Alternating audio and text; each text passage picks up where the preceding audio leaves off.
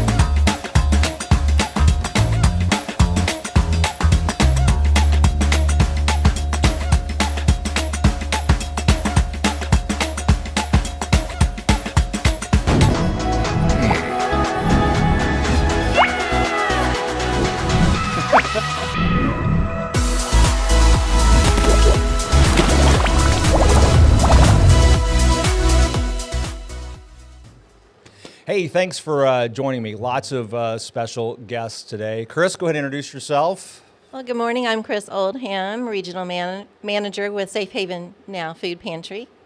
And Darren. Yeah, I'm Darren Chappell. I'm the state representative for the 137th District, which is the Greene County part of Rogersville. Yeah, and so I got tons I want to talk to both of you about, but I promised Chris Ballard, he's a little under the weather. He lost his voice preaching too hard on Sunday, so he couldn't make it today. But I promised him they have a huge announcement that Story Church is announcing, and we've got the graphic. It's Storytime Park is coming to Rogersville, and this is really, really exciting. So it's a community-funded effort. You can see some pictures there. I tried to figure out what all that was. So we got sand volleyball, I think. We got basketball. Those are pickleball courts. I know a lot of people have been wanting us to have pickleball courts. And then those are the little white things there on the grass. Those are cornhole is what they are. But I'm thinking they can take those up and put those down. But I think what they're missing there, I think we need at least one set of horseshoe pins for us old guys, right? Yeah.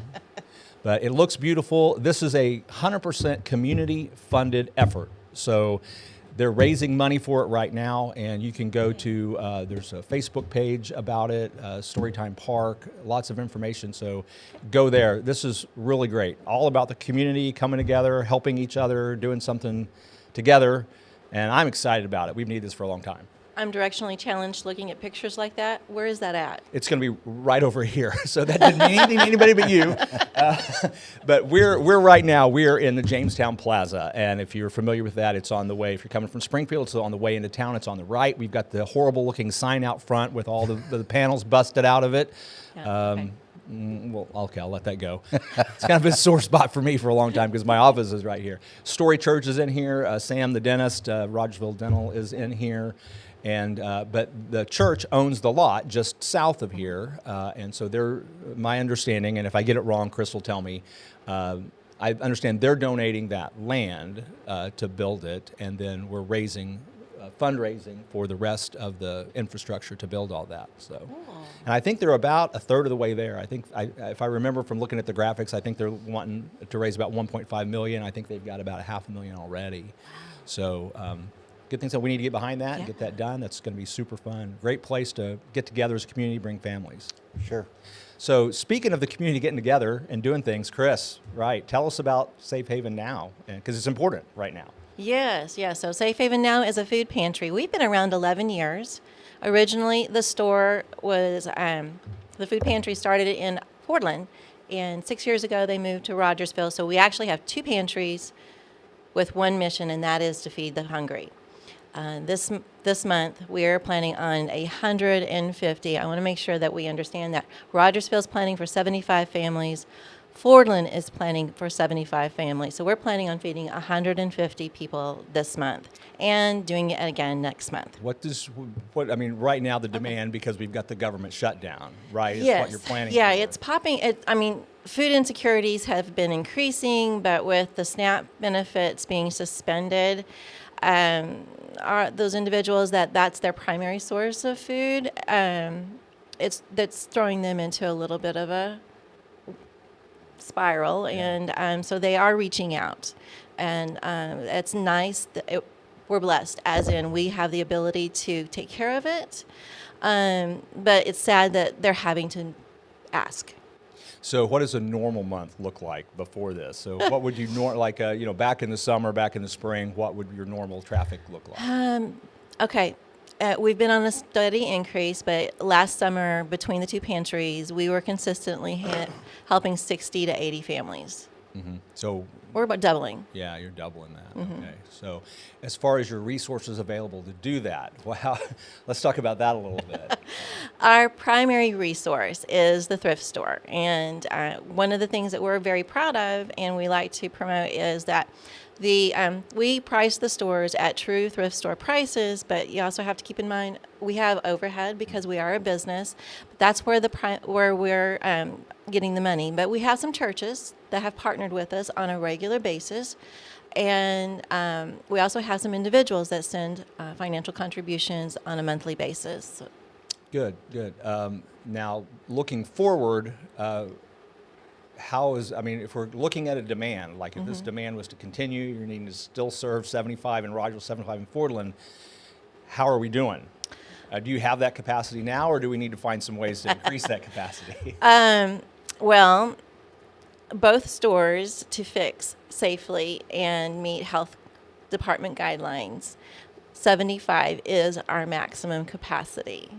Okay. If we increase and go beyond that, we would have to do a separate distribution, which means we need more volunteers. Okay. Because I am a part-time paid employee, but everybody else is a volunteer. Very generous with their time, overly generous for some individuals. But yeah, it would stress us to do a second food distribution beyond the 75. How does the distribution work? I guess in my mind, I'm imagining people. You have sort of open business hours, and people come when they can or want to. Do I misunderstand that? No. Let me back up. I forgot to mention that we are partners with Ozark Food Harvest. Right. Yeah. And so that helps us to purchase food at a lower price than going to the grocery store. We do food distributions once a month on the third Saturday. If people are experiencing a true emergency, as in zero food in the cabinets and zero food in the fridge, we can help out. Okay. But we because it could be abused, Sure. unfortunately, and because we spend so much time of the month building up for the 75 boxes, we can only do that, or we're limited on how often we can help with emergency food boxes. We do have blessing boxes outside that are open 24/7. Both stores stock them on a regular basis, and we have community members that also come through and put food in. But food distribution is on Saturday mornings, and people come and they get a pre-made box. Both stores do have a little bit of client choice, as in we're part of a food rescue program that Ozark Food Harvest rolled out last summer, and so we're able to offer a little bit. And those items are things that we don't have enough to put in all the boxes, so we'd say, okay, so out of this stuff right here, you can have one item. It could be coffee, sugar, flour, other kinds of staples, or fun stuff, or, candy. Candy. Okay. Cookies. If people want to help, if they want to volunteer, they want to donate money, they want to donate, can people donate products? Can they go to the grocery store and buy some stuff and bring it, or you accept that or don't? Yes. Yes. You'll take it. Yes. So, yeah, we would love to have some more volunteers. Fordland has slowly been extending their hours because their open hours are based on availability for volunteers. Food items, you can go to the grocery store and purchase and bring to the store. We've even had some people drop ship to the store. It does need to be during business hours. Sure. And then, or just bring it by. We accept food donations anytime the store is open. Well, let's get that contact information out there. Phone number, email, web address, physical address. What is all that so people can have that? Rogersville's address is 117 East Center Street. Our phone number is 417-753-7117. We do have voicemail, so you can leave a message and I'll give you a call back. Our website is safehavennow.org. You can contact us through the website, and we have a Facebook page that you can message us at Safe Haven Now of Rogersville. And then just plain email is info.safehavennow@gmail.org. Okay. Fordland's address is 138 West Main Street. We are next door to the post office. Oh, easy to find. Easy to find right there, Main Street. It's kind of short. I don't know their phone number. Uh-oh. I realized I really did put you on the spot, and you were doing such a wonderful job, too, of just rattling all that off. And okay, all that. so they do have a Facebook page as well, and that is Safe Haven Now of Fordland. They we share the website because we are one organization. And then their phone number for Fordland is 417-630-8567. They also have an answering machine, but this phone receives text messages. Okay, so you can text that number. Yes. Okay, good. Well, great. We're going to keep talking. We got a lot of topics today. Feel free to jump in anytime. Darren, we're going to elect a socialist in New York today. What do you think about that? I'm afraid we may. Yeah, I'm afraid we may. So we won't. No, we won't, but No. they may. But no, through this whole shutdown and everything, you and I have talked a lot. We've been together at different meetings and groups, and I've got to hear you speak, and you have some really great insight on that. And so I just kind of wanted to get your thoughts on that, you and I and Chris, and we can talk about that and where we're going. I mean, Sure. Who knows how long this thing's going to last at this point? Yeah. Before we move on to that, if you don't mind, No, please. I had shared a link in addition to everything Chris is doing. You can go to feedingmissouri.org, and there's an entire list geographically of all the different food pantries, food resource locations that you can find outside of our immediate area. Yeah. And it covers the entire state. Well, and thanks for doing that. And I know, you're on the conservative end of the political spectrum like I am. A little bit, yeah. A little bit. And, we tend to get a lot of shade thrown our way, like you don't care about people, you don't care about all of this. And none of that's true. What Chris is doing with Safe Haven Now, that's exactly the type of thing that you and I support, is that the community helping the community. Yeah. Making sure people are taken care of, eyeball to eyeball. Yeah. I think as a society, we've abdicated the responsibility of taking care of those in need and allowed the government to come in and take over for that. And the problem with that is the government is horrible at almost everything, just almost everything. The government does very, very poorly and incentivizes poverty. And we should not do that. Yeah. And disincentivizes self-determination and success. And we should look for ways to remove the government from the equation and go back to communities helping those who are in need, where we know them and we can see the need and we have the wherewithal to take action for those who are suffering. Part of the problem is we've grown so apathetic as a people to the need that's all around us because we just say, government will take care of it. Yeah, there's a real desensitization that goes on. You don't feel like you have a personal responsibility because, you look out there and you're like, well, exactly what you said, the government can take care of it. The flip side of that is too, the government isn't taking care of it. We're still taking care of it. It's still our money. Yeah. It's just being taken from us and filtered through that, which means we have less resources to donate to things like Safe Haven now because our taxes are so high. Well, and beyond which, like I said, it just creates an entire system of dependency, multi-generational.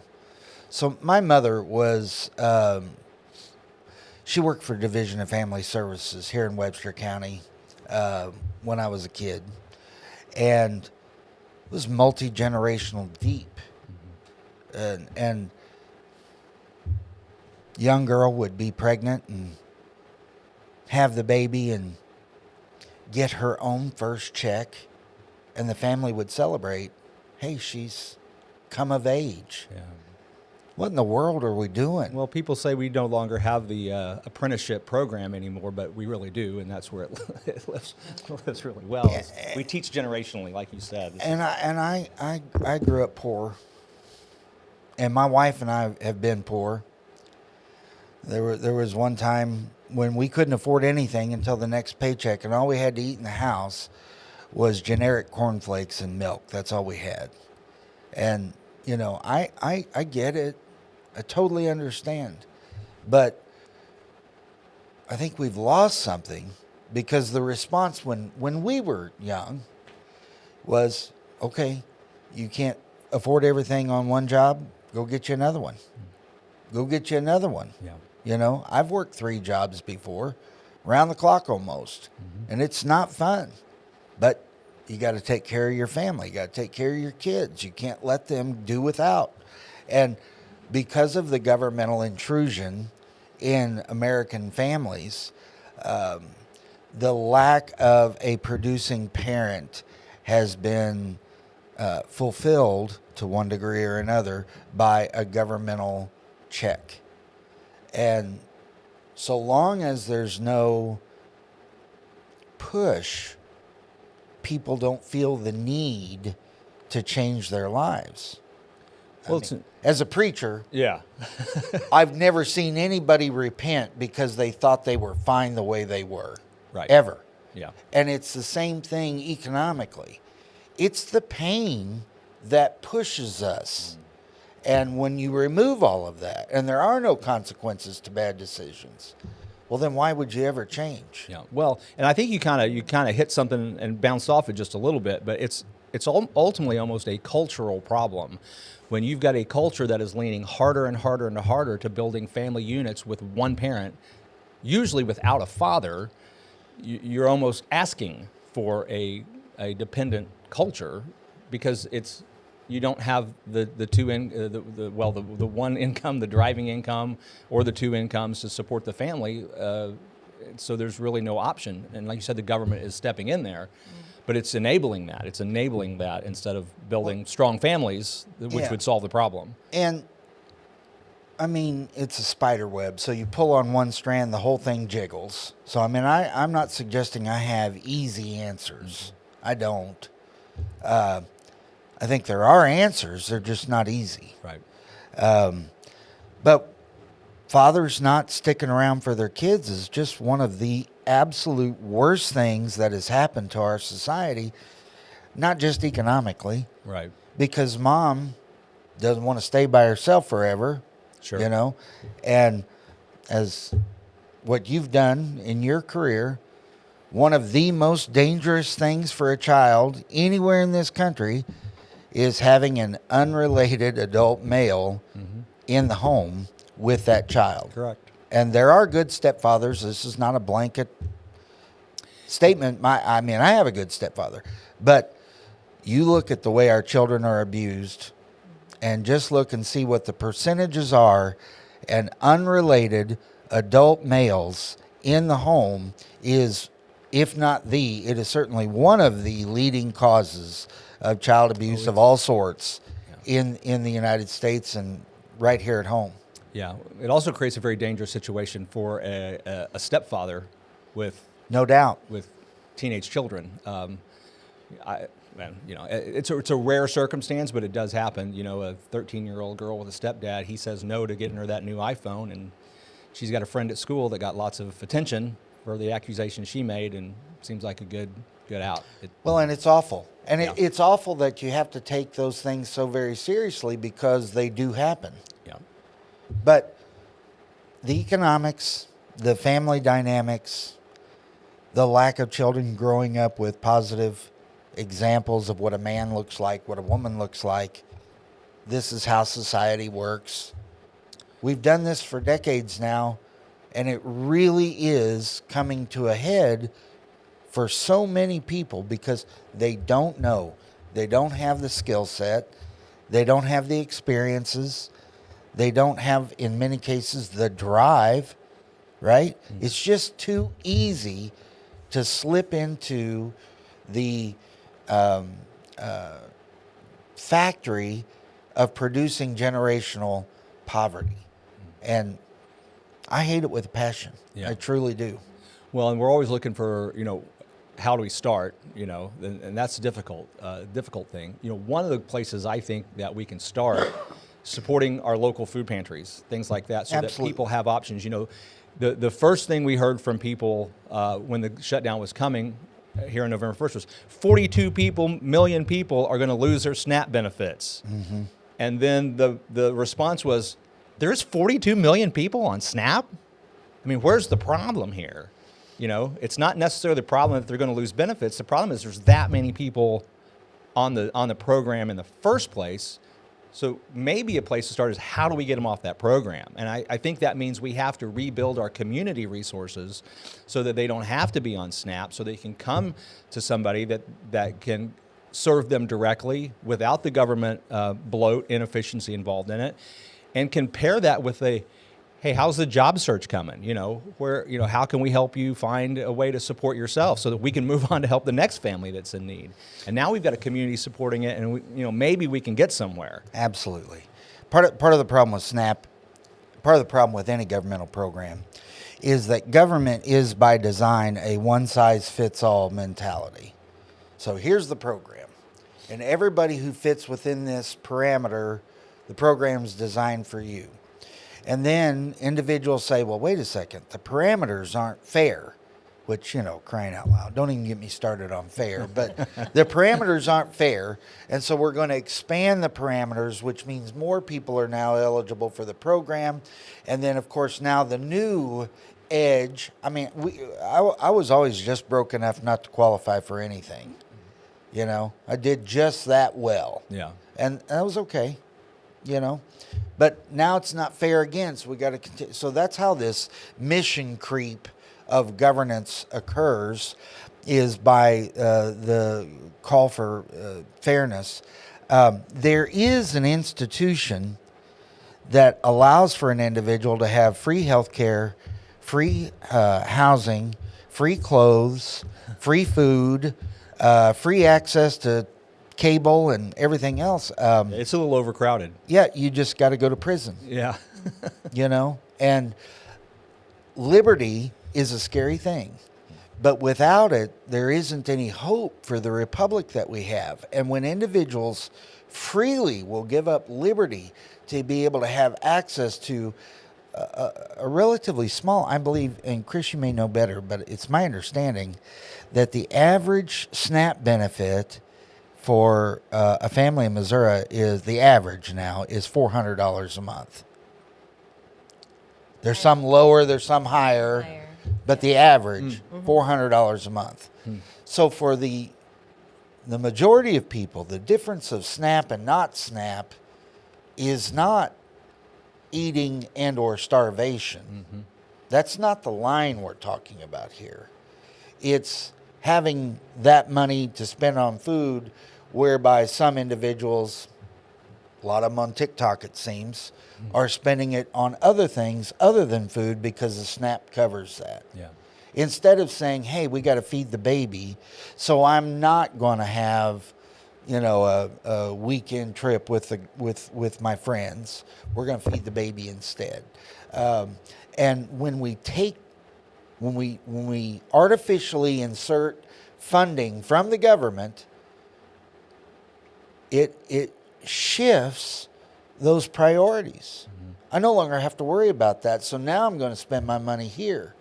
And then if you can't, now all of a sudden, how dare you rob me of my opportunity to do what I want to do? Now I've got to spend my money. Can you Well, believe it's that? supposed to be a free country. Why isn't everything free? Can you believe that? I got to spend my money to feed my children. Yeah. How in the world do you expect me to live? Yeah.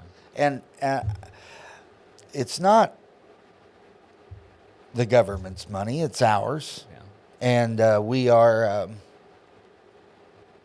we're losing our ever-loving minds is what we're doing. Well, speaking of that, and this was I'm going to shift topics on you a little bit. This hit all over my Facebook feed the last 2 days because the property tax bills all came out, and everybody got their property tax, and so everybody's been, holy cow, my property tax has doubled and tripled, and it's the personal property tax that everybody sees. You know, the real estate taxes did too. They just won't see that until they get their escrow adjustment statement from their mortgage lender in January.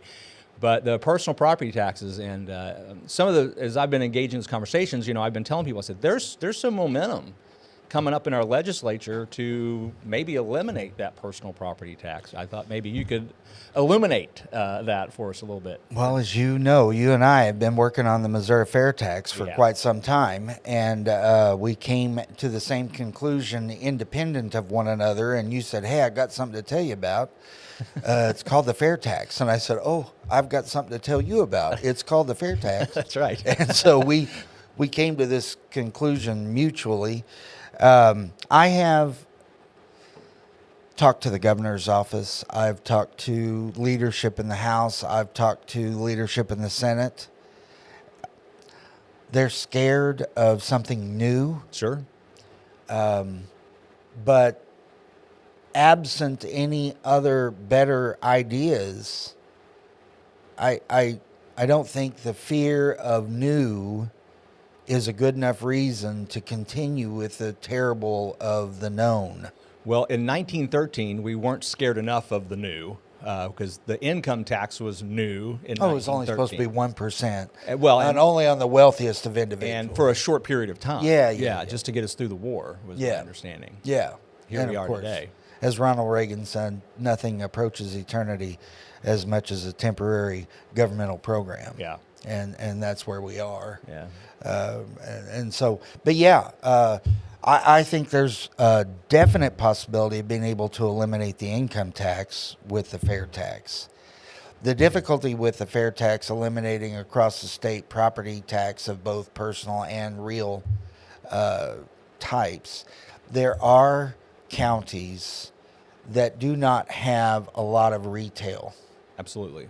And so they are concerned that they cannot perform the proper function of government, deputies, fire, things like that, Right. you know, roads, if they did without property tax. So what I'm advocating for is let's do away with the income tax with the Missouri Fair Tax. Let's just get that done. Yep. And then let us have a referendum county by county where the voters decide how do we want to be taxed? Do we want to stay with property taxation because we recognize there's not enough?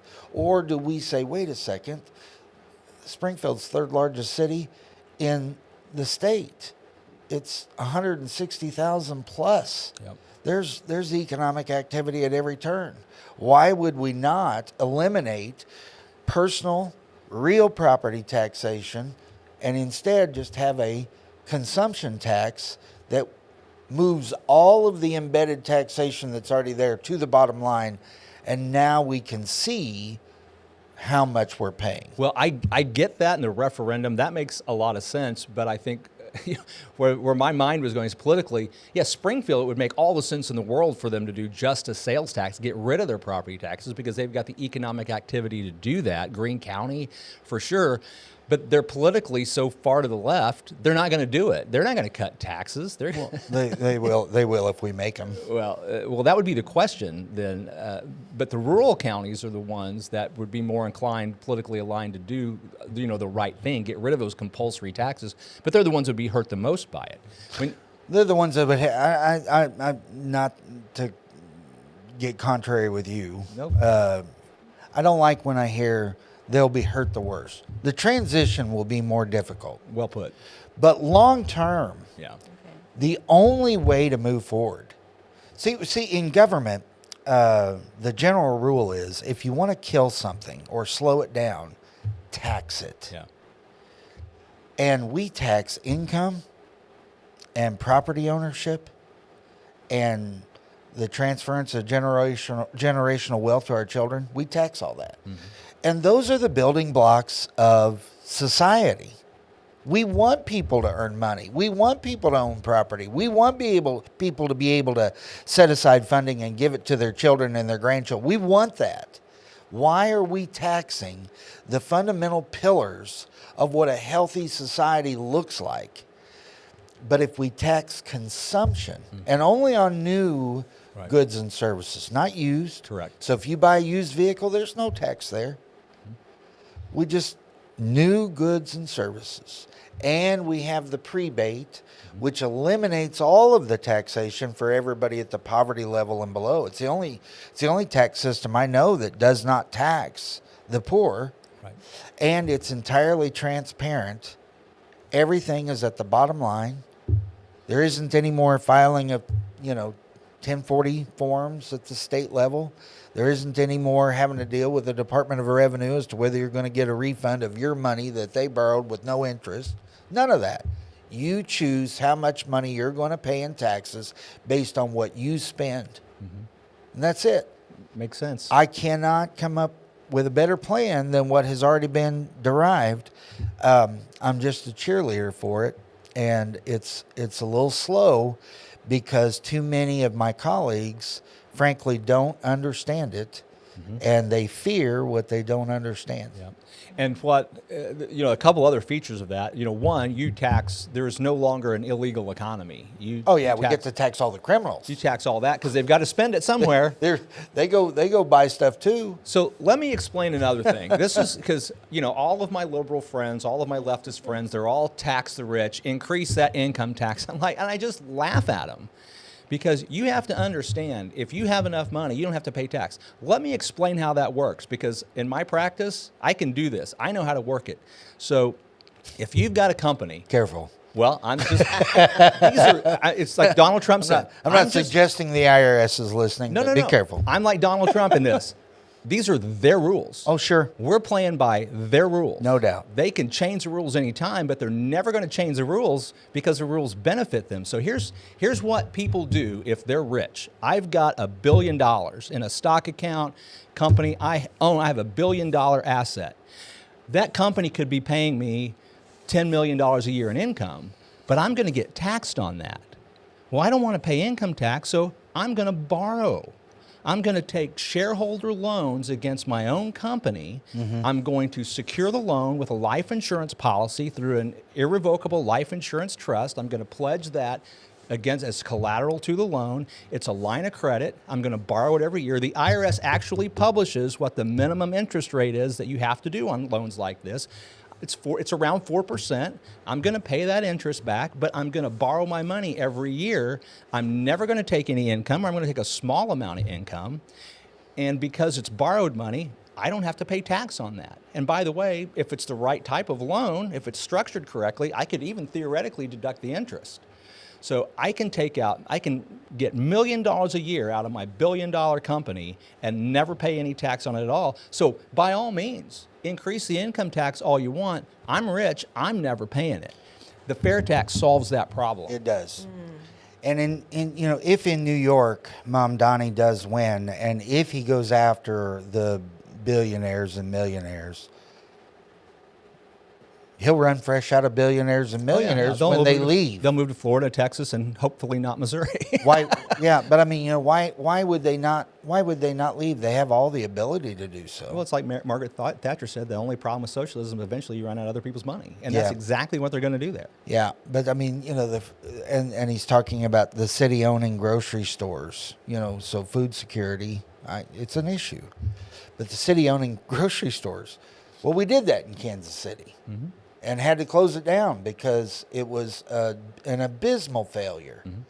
And the food was not fresh. There was no real choice. People stole it all the time. I mean, it was government. When we were kids, government cheese. Yeah. That was the deal. You got your government cheese.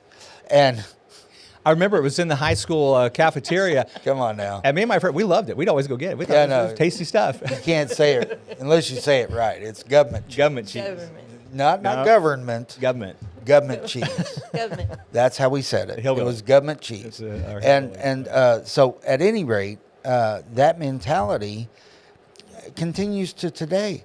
I don't understand. I mean, I understand theoretically, intellectually, I grasp the concept. I don't understand why so many younger people have, for the last 20 years or so, maybe 30 years, really gravitated toward socialism. And it has to be a combination of factors, but one of the biggest is not knowing what the history of socialism has brought to the world. The 100 million people that have been slaughtered around the world in the chase for the purely egalitarian society that never has existed. And yet, And can't because of laws of economics. well, and human nature. Yes. And that's just the way it is. We are now seeing the pendulum swing the other way. And a lot of young people, a lot of Gen Z, they're starting to say, hey, wait a second. Maybe this isn't a good idea. Let's take another look at capitalism and see Maybe what that Grunkle looks Will's like. right. Yeah. So I don't know. I'm hoping New York has enough sense not to do this, but if they do, I'm going to be documenting every stupidity along the way and the results thereof. And if they're going to do this, I kind of hope they do it full bore, Yep. so that maybe we can use this as an example and say this is what not to do. Yep. Good. Well, we're going to land the plane here. We go till 8:30. Before we do, if anybody's still listening, I do have my campaign kickoff event this Friday night. I'd love for everybody to come out. Time to Loaf, 7 p.m. Announced the campaign almost a year ago, but finally putting some boots on the ground. So come out. We'll have some tasty snacks and maybe some yard signs, some stuff like that. There you People want go. Picks, all that. But we can chat about that and get a little I organized. have something that I forgot to Yes, no, mention. please, Chris. This is big. Portland Shauna. has a matching, Yes. what's it called again? A Matching. matching donation Yep. of $1,000 running right now until 5 o'clock Friday afternoon. If we raise $5,000, I'm sorry, $1,000, it will be matched by a donor for another $1,000. And those donations can be made actually on our Facebook page. It's got Venmo, Cash App, and through our website. And just be sure and put in the notes matching donation. Very good. Yeah, very good. So, all good stuff. Don't forget to check out Storytime Park. We're raising money for that, making that happen. And we'll see who's back next week. I think I'm going to reach out to Austin Grable and see if he would like to come and chat with us next week. Be a good opportunity for him. So, we'll see you later. Thanks for watching. Bye-bye.